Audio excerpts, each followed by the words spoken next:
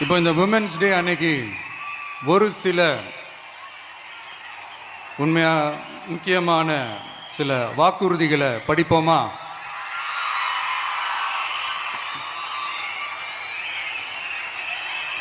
பெண்கள், குழந்தைகள் மற்றும் முதியோர் நலனில் அவர்களின் பாதுகாப்பில் அக்கறை செலுத்துவதே நம் தமிழக வெற்றி கழகத்தின் அடிப்படை நிலைப்பாடுகளில் ஒன்று. இதை நம் கட்சியின் முதல் மாநில மாநாட்டிலேயே அறிவித்தோம். அதன்படி அதற்கென தனித்துறை, அதாவது தனி இலாக்கா ஏற்படுத்தப்படும் என்று அறிவிப்பு செய்யப்பட்டது. முதல் மாநில மாநாட்டில் அறிவிக்கப்பட்டது போலவே பெண்கள், குழந்தைகள் மற்றும் முதியோருக்கென தனி இலாக்கா உருவாக்கப்படும். அந்த இலாக்கா எனது நேரடி கட்டுப்பாட்டிலும் கண்காணிப்பிலும் இருக்கும்.